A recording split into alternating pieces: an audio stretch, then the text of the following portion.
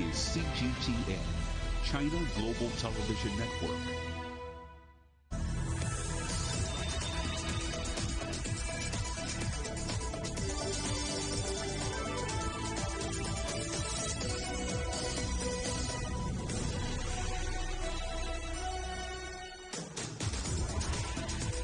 Hello and welcome to Global Business Europe, live from CGTN in London. I'm Jamie Owen. And I'm Robin Dwyer. Our top stories. It's deadline day for one of the world's biggest property groups. Can the Chinese giant Evergrande calm investors' nerves over its huge debts? Our other headlines: the United States and France tried to patch up their strained relationship after the diplomatic rift caused by the submarine row. The UK government says it won't bail out failing energy firms amid the global gas price crisis. And just days to go till Germany goes to the polls to decide on a new chancellor. We look at the role immigration might play. It's one of the world's biggest private companies and holds some of the world's biggest debts. Shares in the troubled Chinese property giant Evergrande have jumped in Asian trading ahead of a crucial debt deadline. The company's stock rose by almost a third at one point in Hong Kong before closing trade up 18%. On Wednesday, the group said it had resolved a debt payment due on a domestic bond, but Evergrande is still due to make another imminently, a payment of $83 million to overseas investors. Well, let's talk to our correspondent, Andrew Wilson, who's following the story for us. Andrew, we could hear any time now what happened to this debt payment. Are the markets right to celebrate this early? It's hard to find evidence that backs up their celebration, to be frank, Jamie. I mean, Evergrande has put out this statement saying they have resolved their interest issues for these two payments that are coming up. Let's just recap on those. They owe $83.5 million on a $2 billion offshore debt. That's supposed to be paid by today. And they also owe about $40 to $45 million on another bond that is locally sourced. Now, as we understand, one of those two deals has been settled through what they're calling private negotiations, but there's not much more clarity on that, and there's been no announcement to date, and the deadline for the larger sum is for today and the other one for next week. They've each got a 30-day default period before things really start to go pear-shaped. So there is a sense of emergency here, but the markets at the moment seem reassured at least that perhaps the issue has been contained. The real fear is whether or not the collapse of Evergrande, should it come about, will be something contagious for the world to worry about or something simply for the Chinese economy to worry about and correct. It owes in total $300 billion. It's leveraged up to the hilt and has been happily doing that for the past decade through a substantial amount of growth. It's got 1,300 projects underway, construction projects in China in over 250 cities alone. So there's an awful lot of people banking on Evergrande's business that are now wondering whether or not it's going to go ahead. Now, what the Chinese government doesn't want to see is 1,300 building projects suddenly going idle, all of which have been paid in advance by the potential homeowners with down payments and deposits on that, and also in advance to these construction companies waiting to do the work. If that money doesn't materialise, then this week's or today's payment is neither here nor there. It'll be a longer-term problem they'll have to solve. Well, look, can we talk about that in more detail? Longer term, how might this affect the Chinese economy and the wider global economy?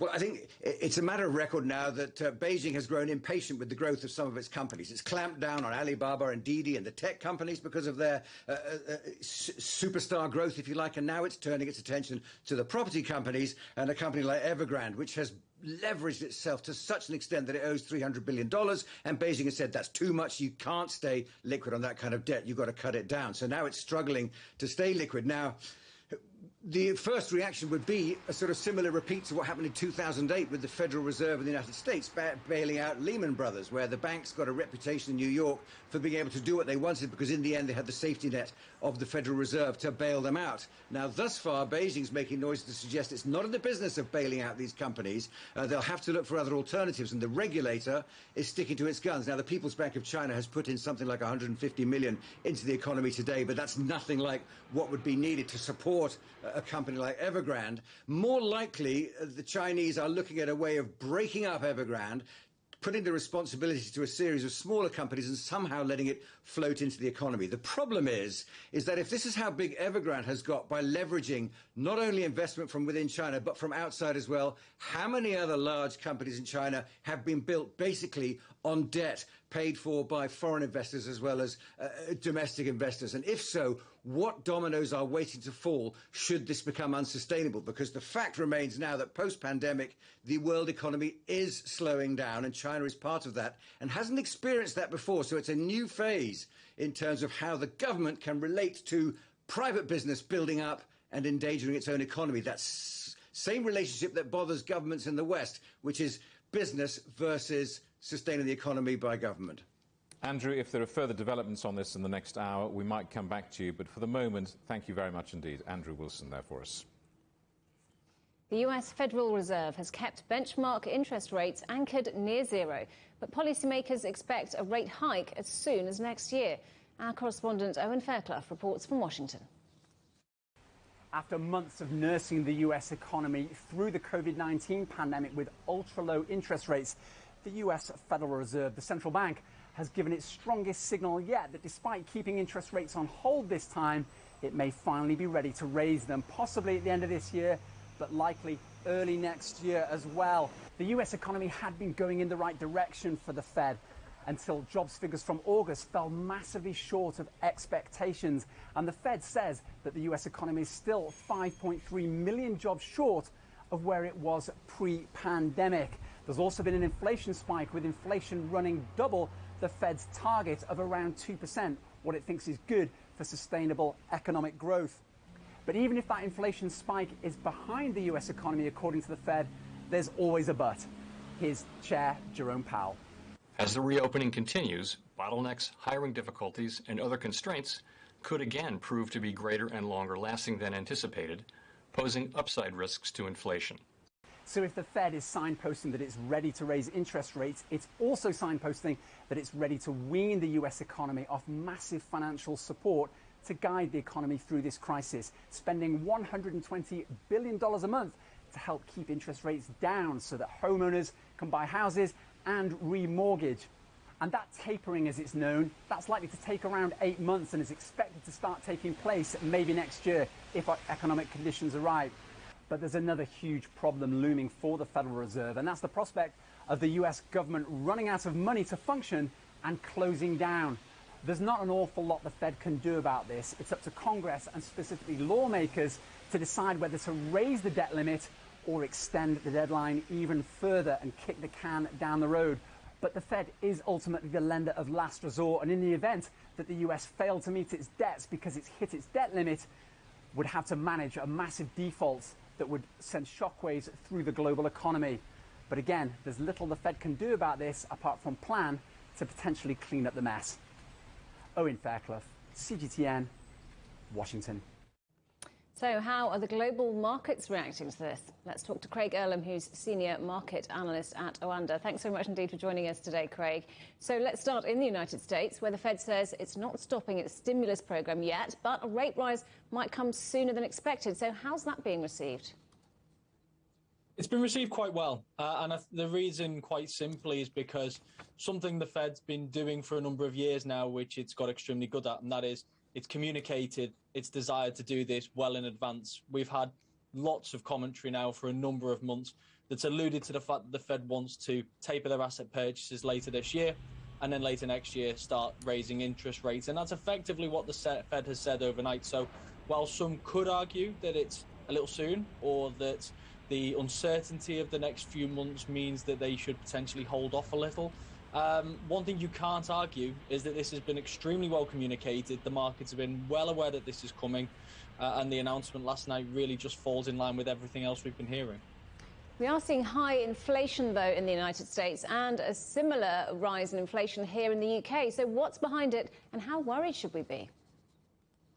So this is one of the concerns, is that the Fed's determination to raise interest rates, similar from the Bank of England today, it seems to be slightly more driven by inflation and concerns around inflation than it has in the past. And that's not the ideal situation for raising interest rates. We want it to be because the economy is growing and that's driving inflation slightly higher. Really, what we're seeing right now is it's higher input prices, higher commodity prices, less labour availability for skilled labour, meaning higher wages, and delays and bottlenecks, all the things that we've seen as a result of the pandemic really now coming to hit the economy with higher prices. And here in the UK, of course, you can look at higher energy prices, which we're expecting now over the coming months, higher natural gas prices, which we're seeing globally. All these things are contributing to the higher inflation forecast we're seeing from central banks. And the message we're getting quite clearly from them is we think it's transitory, but we're not 100% certain, and therefore we need to almost prepare just in case. You mentioned those high energy prices, supply chain problems feeding into that as well as causing many other issues. And how seriously, I wonder, could this affect the economy? Well, that's the concern, really, when these central banks are talking about raising interest rates, is we're going into a quite uncertain period. We almost don't talk about COVID anymore, but we're going into the winter months when the warnings have been coming that we are going to see higher rates of COVID and potentially more restrictions. That's going to take its toll on the economy. The economy itself, the recovery has already been slowing. Add to that higher inflation numbers, the squeeze that's going to have, particularly on the lower income earners. And all of a sudden, you do have the recipe for a potential slowdown. And is that the ideal environment to be raising interest rates and paring back support measures in? Probably not. But as I say, the inflation numbers which we're seeing is a concern. And ultimately, while many of these central banks do have a dual mandate these days, which is inflation at 2% or around 2% price stability and low unemployment, the primary focus is always going to be on inflation. And if that becomes a risk, then they have very little alternative but to remove some of this excessive amount of stimulus that we've seen piled into the system for a number of years. Craig Erlam from Oanda, great to get your thoughts today. Thank you. The UK's business minister has hit back at allegations of complacency over the country's gas crisis. 2 suppliers stopped trading on Wednesday because of soaring wholesale costs affecting nearly 1 million customers. Industry regulator Ofgem has been warning more suppliers could go bust. But Kwasi Kwarteng told Parliament supplier failures were a consistent feature of the market and that consumers will be protected. Ofgem and government have clear, well-rehearsed processes in place to make sure that all customers are supplied with energy. Our approach will be informed by the following principles: protecting customers, especially vulnerable ones, from price spikes. And the solution to this crisis will be found from the industry and the market, as is already happening. And government, I repeat, will not be bailing out failed energy companies. But hundreds of thousands of UK customers are expected to be hit with higher gas bills this winter. Our correspondent Paul Barber reports now from the Isle of Grain in the south of England. This is the Isle of Grain in the River Thames estuary east of London, and behind me is the National Grid's Grain liquid natural gas import terminal, which meets around a fifth of the UK's gas demand.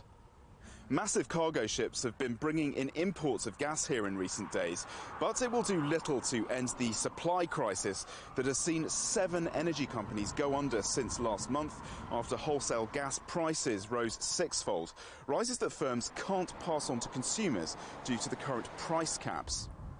2 companies folded on Wednesday, Avro Energy and Green. They serve around 835,000 consumers who the regulator Ofgem will now have to find alternative gas suppliers for. That brings the total number of households affected by the failing energy companies to 1.5 million. Now, newspapers today are warning of a winter of woe for Britain, as these 1.5 million consumers could potentially face hikes in their energy bills this winter of more than $500. The government has defended its system of dealing with failing energy companies, saying it's robust and working well. There are also reports that they're walking back from possible plans to offer state-backed loans to the big energy companies who may have to take on all these extra customers. We're not bailing out unsustainable business models. We want to make sure we can protect consumers. The way we do that is to allow them continuity of supply by using a supply of last resort, as Ofgem do, and also protecting their prices through the price cap. The CEO of Green, one of the companies that folded on Wednesday, said that his firm had done nothing wrong and that the larger rivals would also be going to the government cap in hand, asking for bailouts by the end of the year. One firm that has been bailed out, at least for the next 3 weeks, is CF Industries, a fertiliser producer. They're being supported so that they can keep supplying carbon dioxide, essential for the food and drink industry, with ministers keen to avoid shortages of meat and poultry. The business secretary has warned that higher gas prices could be here for the long term, and also that yet more energy companies could fail by the end of the year, meaning even more uncertainty for consumers as the winter draws near. Paul Barber, CGTN, in Kent, England. A judge in the United States has ordered Facebook to release records of accounts linked to violence against Rohingya Muslims in Myanmar. The social media giant was criticised for refusing to provide the records to countries pursuing a case against Myanmar at the International Court of Justice. Facebook, who had shut down many of those accounts in question, said it's reviewing this ruling. Myanmar authorities deny accusations that the military carried out mass killings and rapes during a crackdown in 2017. The Turkish lira has fallen to a near record low against the dollar after the central bank cut its base rate in a shock move. Policymakers voted to slash the headline cost of borrowing by a full percentage point, despite inflation rising to almost 20% last month. The cut saw the lira fall to a low of 8.8 against the dollar, close to a record low seen earlier this year. South Africa's national airline has operated its first flight in more than a year after surviving bankruptcy thanks to a government bailout. The state-owned company halted all routes last September when it ran out of funds, but Thursday's Johannesburg to Cape Town flight marks the start of a new slimmed-down service. The government says it will sell a majority stake in the airline to a private consortium. Special purpose motor vehicles powered by new energy are seeing a surge in sales in China. These are vehicles that don't carry passengers, and nearly 83,000 were sold in the first 8 months of this year. That's a rise of 171% on the year before.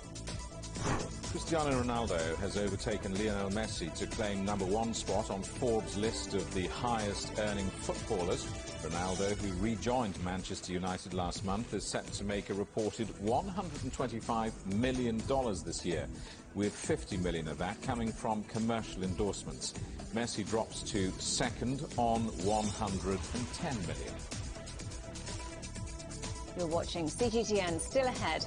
The EU wants to make phone chargers universal to save on waste, but Apple says Europe should pull the plug on the plan.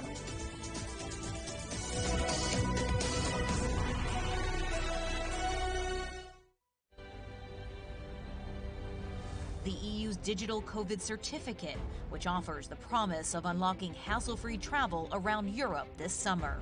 In less than 2 weeks' time, the Czech border will also open to all EU and Serbian citizens. 4.4 million Hungarians received their first dose of COVID vaccine. 18 and over can receive a COVID-19 vaccination, but it does come with conditions. Third wave will probably take longer to emerge. This vaccination centre is part of a massive effort to try and drive down the numbers of the new variant that was first identified in India.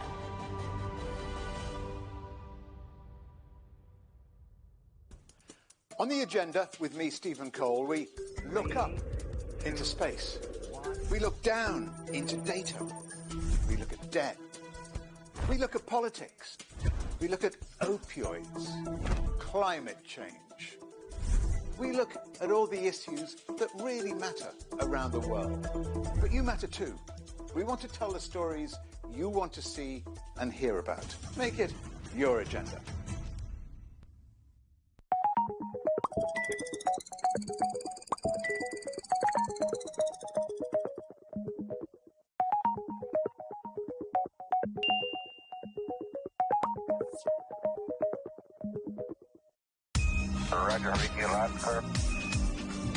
We can try out the wild and crazy ideas. Nothing can stop an idea whose time is coming. This idea is coming. I actually feel quite comfortable in isolation. We should all be very basic when we're trying to save the world. Oh, no. We hope it will happen. We have to live in hope. The agreement is signed. But what is the real deal now the UK has left the EU? For trade, for business, for the city, for ordinary people. Make sense of Brexit with CGTN.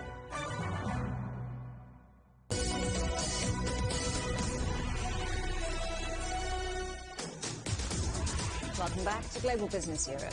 Just a reminder for you that CGTN is available to watch for free on all the major digital platforms, on Smart TV or online on Roku, Apple TV, Amazon Fire and Android TV, YouTube and Dailymotion, CGTN.com and the CGTN app, and in the UK on Freeview.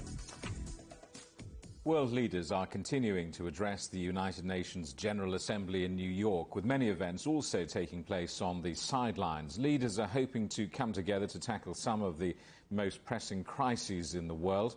Let's talk to our correspondent, John Terrett, who's there for us. John, one of those meetings was of the United Nations Security Council's foreign ministers. Tell us about what they're discussing.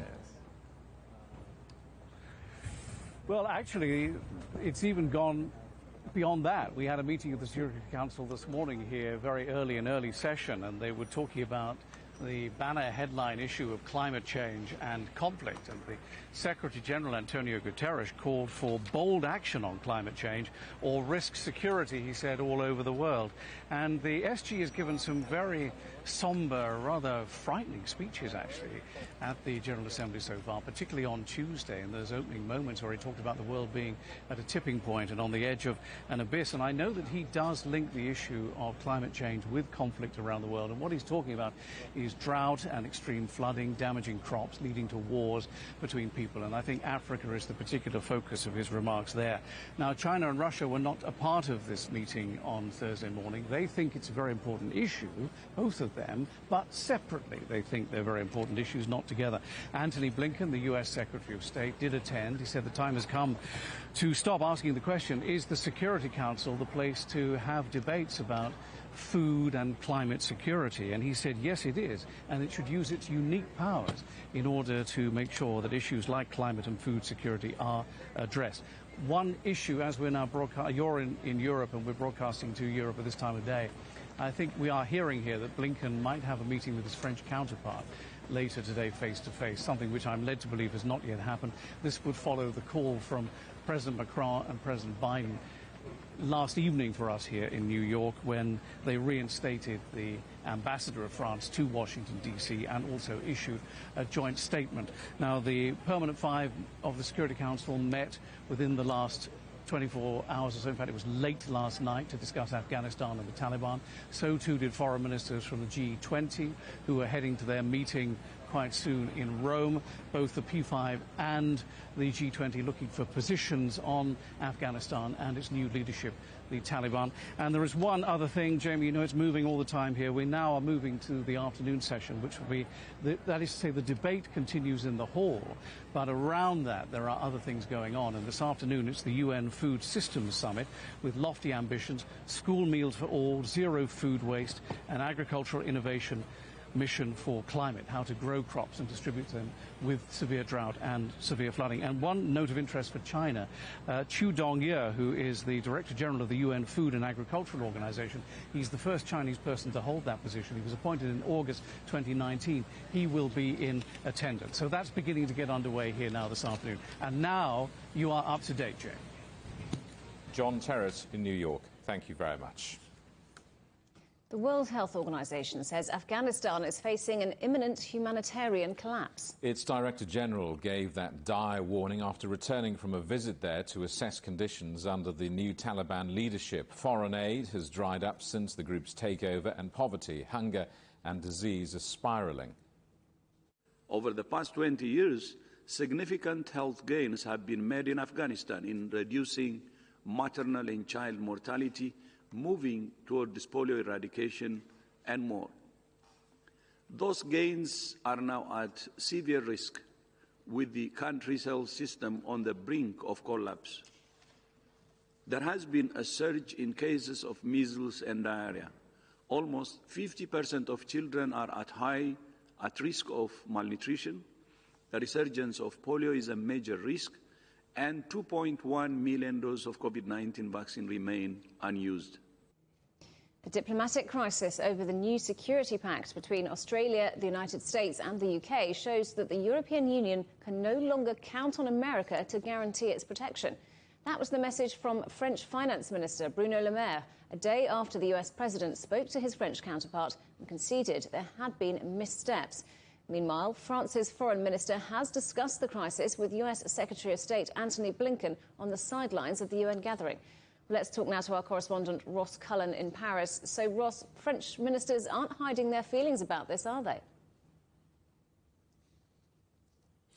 No, they're not, but let's just pick up on what John Terrett was talking about just a few minutes ago. I can confirm, yes, that Jean-Yves Le Drian, the French Foreign Minister, has met Antony Blinken, his US counterpart, the Secretary of State. They have met in person on the sidelines of the United Nations General Assembly. We've got the readout of what they spoke about from the French Foreign Ministry. They were saying that the first step in trying to rebuild the relationship has already taken place.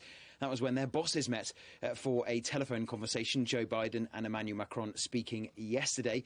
Today, the two foreign ministers meeting in person. Deep consultations are going to be needed to try to restore trust.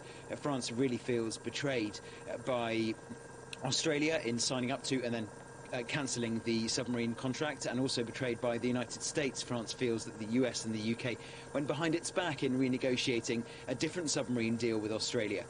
So to try to rebuild that trust, deep consultations are going to be needed, according to the readout. Also, a way out of this crisis, which is the worst diplomatic crisis ever between France and the United States, is possible, but it will take time and it will require action, according to the French Foreign Ministry, which has released this communique after the discussions this morning, US time, between Antony Blinken and Jean-Yves Le Drian. So, Ross, what are the potential consequences of this for President Macron with an election coming up?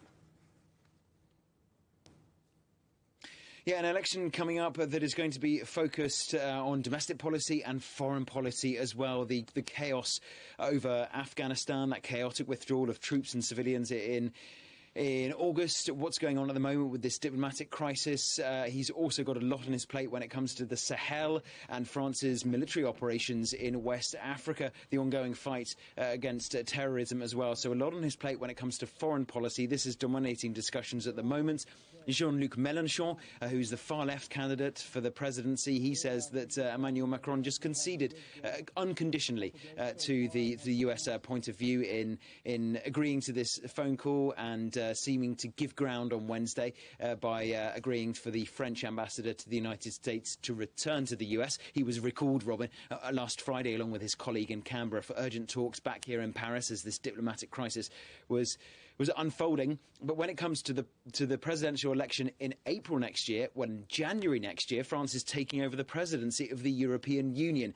And central to one of the pillars of that foreign policy from the French side when it takes over the presidency in Brussels is going to be putting forward this idea that Europe really needs to focus more on protecting itself. We cannot rely on the United States to be the ultimate guarantor of power and security in Europe anymore. That's the message you were alluding to earlier from Bruno Le Maire. He was speaking earlier saying that we can't rely, we need to focus on our own security, our own strategic autonomy. The United States is too focused on China. It wants its allies to be docile, and we want to be independent. So when it comes to the presidential election in April, we need to look at what's going to happen in January. We expect a lot of moves from the French when they take over the presidency of the European Union as regards defence and security in Europe by Europe.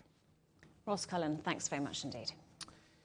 The European Commission is proposing a common standard for chargers of phones, tablets and other electronic devices. In what's likely to be a popular move with consumers, the Commission says it could save hundreds of tonnes of electronic waste every year. But not everyone agrees. From Brussels, Giles Gibson reports. We've all been there, haven't we? You're packing for a trip and you need a different charger for your personal phone, for your work phone, for your headphones, etc., etc. Well, the European Commission now wants to change that, making the USB Type-C charging port universal in the single market for mobile phones and some other electronic devices. However, the tech giant Apple, which of course manufactures the iPhone, which uses its own Lightning connector, has argued that this type of regulation stifles technical innovation. Well, Thierry Breton, the European Commissioner for the Internal Market, was asked about this at a press conference earlier in Brussels, and this was his response. No, it's not at all against innovation. By the way, it's not against anyone.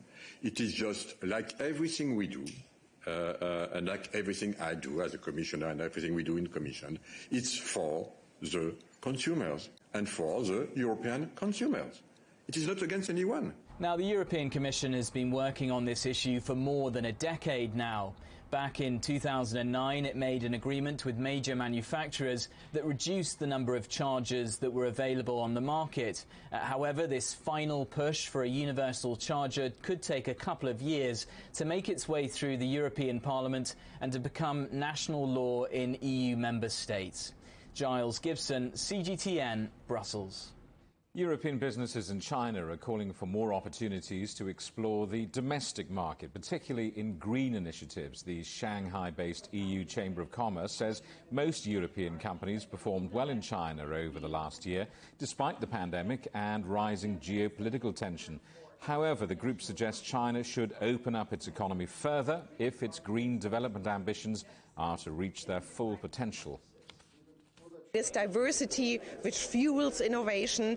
It is the exchange of people which bring different and creative ideas, and China should be really open for this. This is very, very important.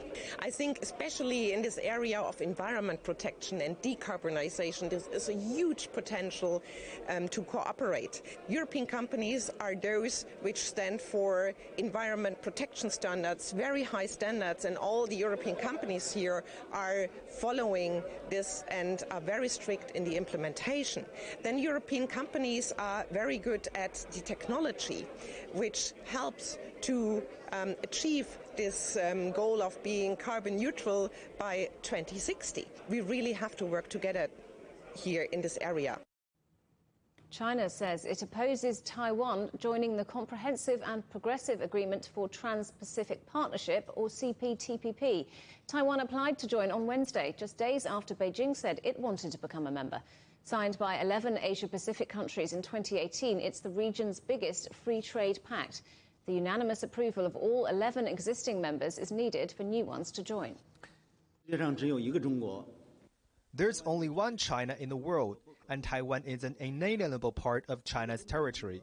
The One China principle is a universally recognized norm governing international relations and the consensus of the international community.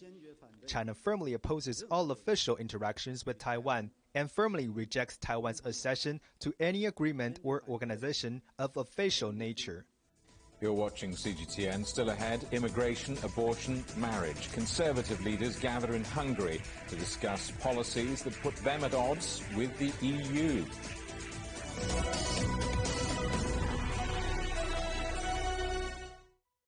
Search CGTN Europe wherever you get your podcasts to subscribe to The Agenda podcast. The Agenda with me, Stephen Cole, always gets to the heart of the story. Just subscribe today and listen now. Covering the world from 4 continents. A new horizon. Teams in Beijing, Washington, D.C., Nairobi, and London. Who connect, interact, and inquire to bring you the stories that matter to all. The Link, only on CGTN. Facing the unknown is always difficult. In a world in turmoil, it's easy to lose orientation. But when the storms come, we have to see the possibilities. Reinvent. Find new opportunities. Discover a path forward. CGTN. See the difference.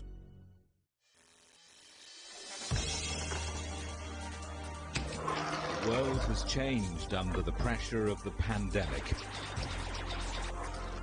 For many of us, life is returning to some kind of normal.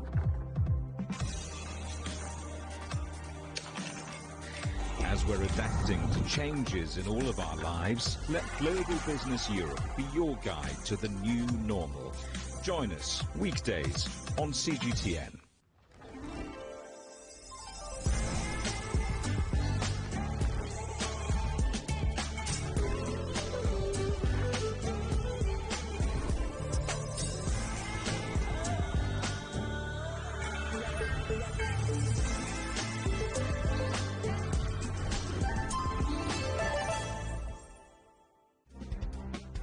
I'm Ryan Thompson in Frankfurt.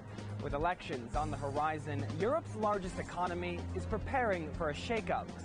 I'm Natalie Carney in Munich, and I'll be asking voters how immigration and the handling of the COVID-19 pandemic will affect their decisions when they head to the polls. And I'm Trent Murray in Berlin, as Germany prepares to elect a new government and usher in a new post-Merkel era.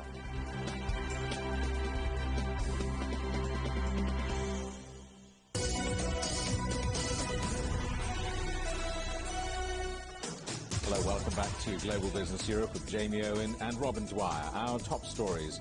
It's deadline day for one of the world's biggest property companies as the Chinese giant Evergrande tries to calm investors' nerves over its huge debts.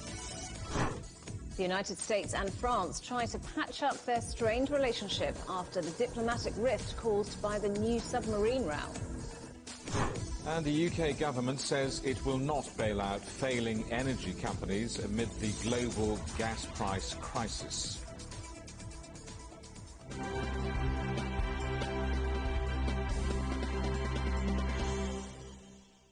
Three days until Germany heads to the polls to elect a new government as Chancellor Angela Merkel steps down after 16 years. The election is proving to be unpredictable. The pandemic, migration and climate change are all expected to influence voters, while polls suggest Germany could be heading for a three-party coalition government. Well, let's talk to our correspondent Natalie Carney, who is in Munich for us. So, Natalie, what are the polls saying? Well, they are pretty much reflecting what we've been seeing over the last week or so, and that is basically a resurgence of the FDP, the Social Democrats here. According to YouGov, who released some polls just today, they're now polling around 25%. If you look back to the last federal elections here, back in 2017, they were around 20.5%. Not such good news, however, for Angela Merkel's CDU and Bavaria's CSU, their sister party. They're currently polling around 21%. Look back, 2017, 39.9%. So they've certainly taken a hit this year. The Greens, however, are picking things up. They're around 15%, 15%, and that's about a 5% increase from how they fared back in the 2017 federal elections. And the far-right AFD, the populist party that basically was boosted into parliament back in 2017 because of the refugee situation across the continent. They were at 12.6% then. They're now around 11%. Now, if you're looking at the chancellor candidates, of course, they will be voted not by the people, but by the government. Currently, Olaf Scholz of the Social Democrats, the country's finance minister, is up at 31%. He's a happy man from what we understand. But the CDU's candidate, Armin Laschet, and as well as the Greens candidate, Annalena Baerbock, they're both polling around 11%, which is very interesting because never have they been both around the same polling figures. So it will be very interesting to see how that particular part of the election, who's going to run this country, is chosen once the government is. And Natalie, one issue that voters might be looking at is immigration. How much influence could that have on the outcome of the election?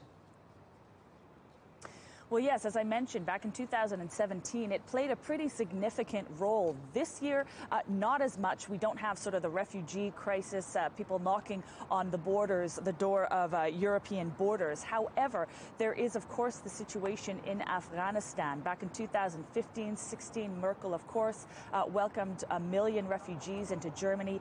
This time, she's saying that about 10,000 Afghan individuals will likely be granted asylum. Those are predominantly people who worked for German forces while they were in the country. So how is that going to play out in voters' minds? Well, let's take a look. It's not what anyone wanted. the fall of Kabul and the scramble to get people out just weeks before Germans head to the polls. Germany had the second largest contingency of armed forces in Afghanistan after the US, plus thousands of local Afghans who worked for them over the last 20 years. The country evacuated over 5,000 people, including more than 4,000 Afghans, but it's thought around 5,000 former staff and their families were left behind. Over recent years, Germany has taken in more than 500,000 Afghan refugees, and Afghan asylum applications have risen 130% since the start of the year. So, will more refugees be welcome? I am not entirely satisfied with the way the federal government has dealt with this. They should have reacted earlier and more extensively. We are partly to blame for the fact that the Taliban took over again, and therefore we're also to blame that all those people are trying to get out. I mean, what else can we do? But not all are so receptive.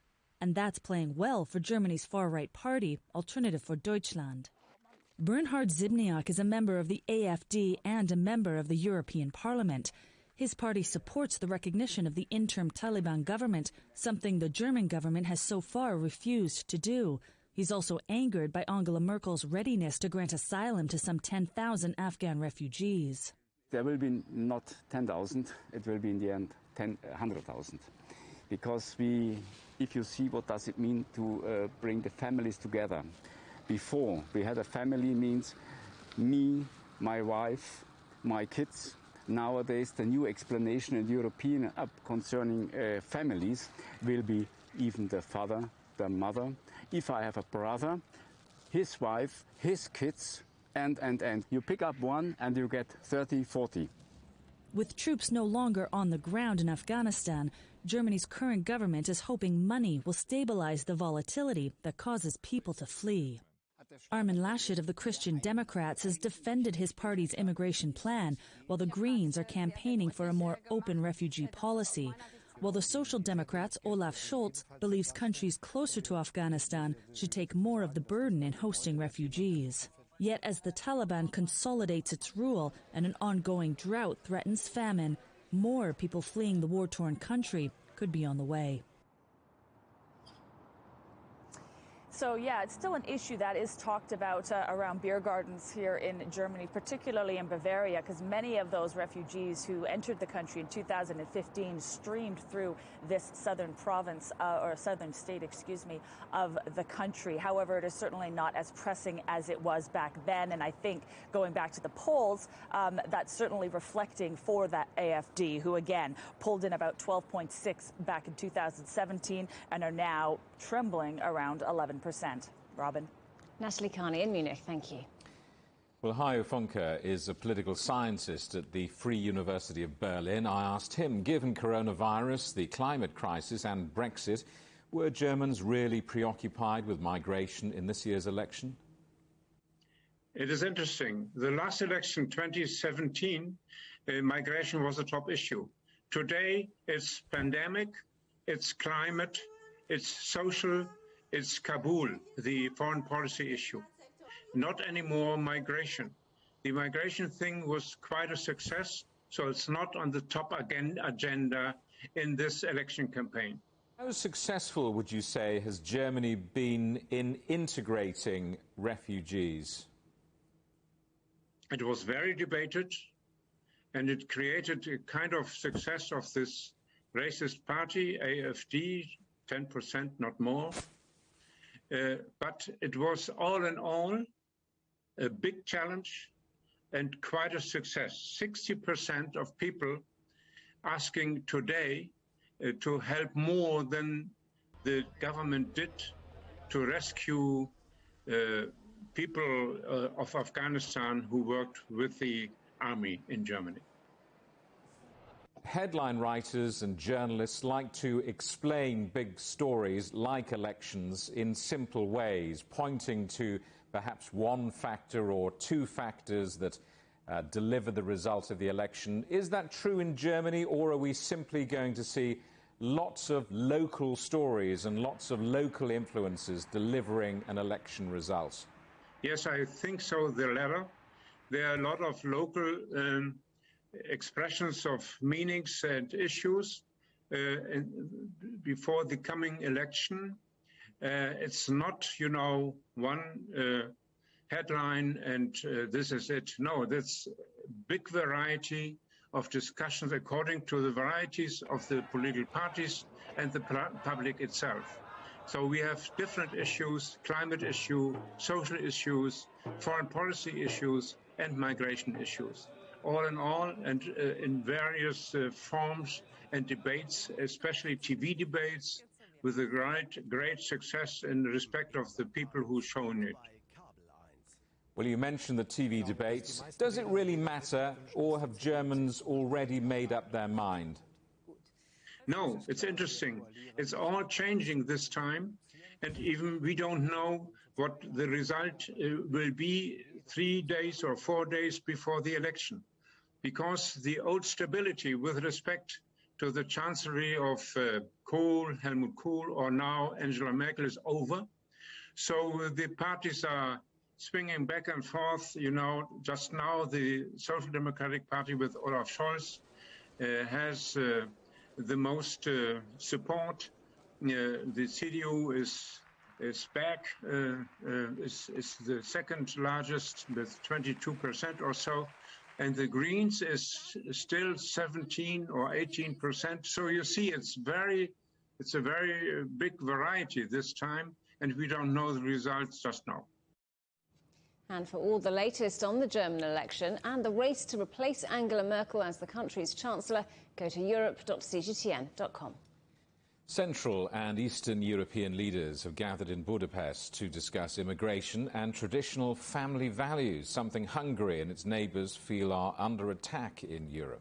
Former US Vice President Mike Pence is one of the key speakers, advocating policies that puts the group at odds with the EU. Penelope Liesch reports. It's the fourth time this group of mainly Conservative leaders and speakers have gathered in Budapest. They discussed demographic changes in Europe caused by immigration into the continent over recent decades. They also shared strategies that they hope will keep nuclear families and Christian values at the centre of government policies. Hungary's right-wing Prime Minister Viktor Orban set the tone, saying his country had been vaccinated against woke thinking and had increased its birth rate through tax breaks for families. Counterparts from Slovenia, Serbia and the Czech Republic joined him in calling for immigration and its impacts to be put above other issues like climate change. Leaders signed a joint declaration that migration is not the answer to what they call a demographic crisis in Europe, and that family policies should remain under national jurisdiction. It comes as Hungary and Poland face legal action from the EU over their anti-LGBT policies, while fences are being built on EU borders to stop migrants attempting to cross from Belarus. One of the key speakers, former US Vice President Mike Pence, applauded the stance of Hungary and its neighbours. The good news is, here in Hungary and elsewhere in the region, we find proof that with leadership and right policies, demographic decline can be reversed. I believe it's no coincidence this restoration of the family is taking place in Hungary and in Poland and in countries throughout the region. I think it's happening here for a reason. The consensus opinion we know of the global elite for too long has been that the institution of the family is in many ways an anachronism, outdated and even unnecessary. Mr. Pence also called on leaders to fight abortion and push back politically against China, one of Hungary's close allies. Viktor Orban said Hungary will not back down over Brussels' recent challenge to anti-LGBT legislation. The law bans the display and promotion of homosexuality and gender change to under 18s. It's been widely criticised for conflating homosexuality and pedophilia. The summit continues on Friday. Penelope Liesch, CGTN, Budapest. The US Special Envoy for Haiti has resigned in protest over the deportation of Haitian migrants from a border town, calling it inhumane. This follows angry scenes at Haiti's airport after migrants were forcibly returned. Some tried to get back on the plane, while others threw shoes at the jet. About 13,000 people have been gathering under a bridge connecting Texas to Mexico. 4 of Tunisia's political parties have accused President Kais Saied of a power grab and say he's lost all legitimacy. He issued a joint statement a day after the president said he would rule by decree and ignore the constitution. 2 months ago, Saeed sacked the Prime Minister, suspended Parliament and assumed executive authority, citing a national emergency.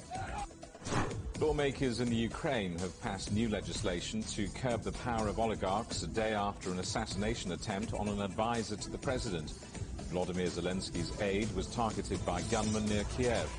The new law will forbid the country's super-rich from financing political parties or taking part in the privatization of state industries. The volcano on La Palma Island in the Spanish Canaries continues to spew lava and ash, with experts warning that eruptions could last 3 more months. A new vent's blown open on the volcano, threatening the release of toxic gases as the lava reaches the sea. Meanwhile, several small earthquakes have shaken the island. Deaths from COVID in Russia are back at peak levels, with a warning that the numbers will rise. 820 deaths were reported in 24 hours, matching the previous record set last month. Daily infections in Moscow were just short of 3,500. But the Kremlin says it is not considering reimposing lockdowns. You're watching CGTN. Still ahead, a modern twist on an old classic. What's driving young people to tea houses across China?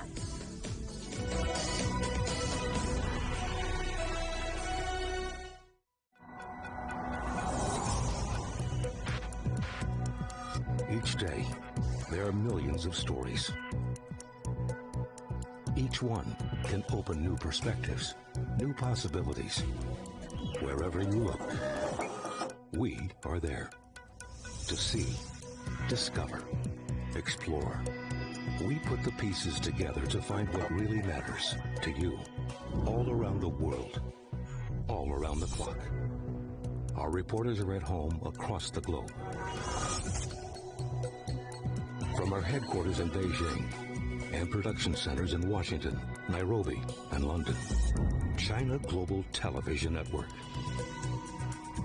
Stories from across the globe, reaching people across the globe.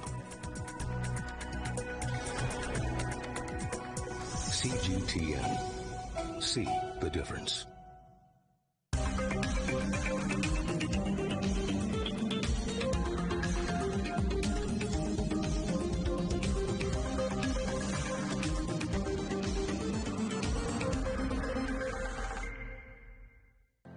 Mari, what would you say is a good question? Stephen, I'd say it's one where there's always more than one answer. The Answers Project is a new podcast series from CGTN Europe. With me, Stephen Cole. And me, Mari Beveridge. In each episode, we'll take a complex question. And with the help of some of the world's foremost experts, shine light on some of the answers. So join us for The Answers Project. Available wherever you get your podcasts.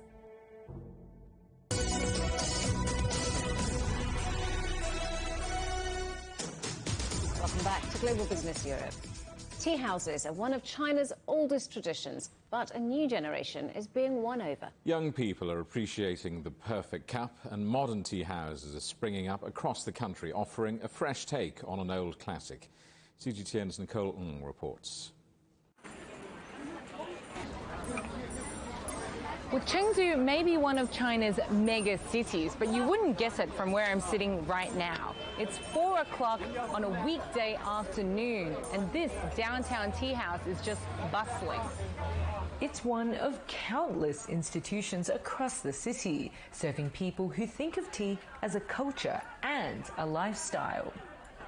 People can spend the entire day at these sprawling outdoor tea houses, playing games, eating snacks and chit-chatting with their friends. Now, I've heard, especially for retirees, that this is quite a normal way to pass time. I came here at 11 o'clock. What time is it now? Is it 5 p.m.? I'll read a book, talk with my friends, enjoy the tea. Older guys can stay here the whole day or a half day. We had nothing to do today, so we're just walking by. Now, you may have noticed a metallic clanging in the background. That's the sound of another Chengdu specialty, ear cleaning. Don't let the tools put you off. It's quite relaxing and very much part of the experience here. Now, this is just one example of a tea house here in Chengdu, a more traditional type. But in recent years, more and more modern ones have been springing up. So we wanted to check out one of those as well. Just a 15-minute drive away, tucked behind some bamboo, is this tea house. It's popular online, and not just for tea, but other tea-based beverages. This is one of their specialties. It's a tea that's brewed cold.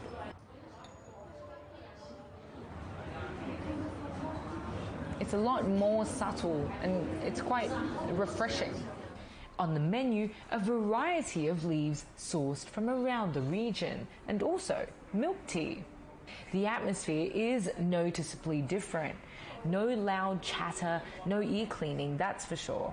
I even see some customers with laptops. The manager says it's younger people who are drawn to the store. They'll order a pot of tea or a drink and sit and read a book or do some work. Plus, it's not very noisy here.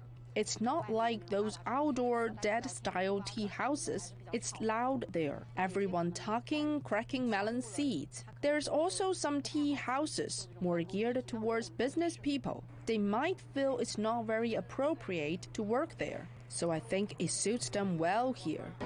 It's not just for work though. The manager shows me a special area which hosts classes as well as a weekly tea club. We'll do blind tastings. We won't tell the customer what tea it is, so they will concentrate more when they taste it. If I ask you to guess, you will pay more attention. You won't just drink a few sips, drink it for fun.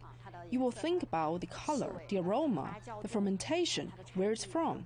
You will search for it in your mind. They might not come every day, but the interest is there, centered more around learning and tasting than pure socializing. And so to those who say young Chinese have lost their appreciation for tea, I say they may just be looking in the wrong places. Nicole Ng, CGTN Chengdu. Cavers from Oman have made the first known descent into a mysterious sinkhole beneath Yemen's eastern desert. Known as the Well of Hell, the 112-metre deep sinkhole has long been shunned by locals over stories that it's home to mystical creatures, including genies. Many Yemenis feel uneasy about visiting the pit or even talking about it for fear of misfortune. The Omani team found snakes, frogs, pearls and dead birds, but no signs of the supernatural. The headlines again. It's deadline day for one of the world's biggest property groups as the Chinese giant Evergrande tries to calm investors' nerves over its huge debts. The United States and France try to patch up their strained relationship after the diplomatic rift caused by the submarine row. And the UK government says it will not bail out failing energy companies amid the global gas price crisis.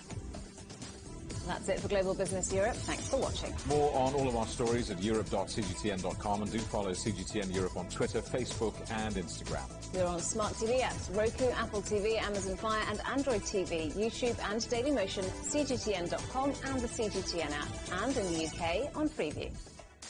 Coming up next on CGTN, it's Africa Live. We'll see you again tomorrow, same time, same place. From all of the team in London, it's goodbye. Goodbye.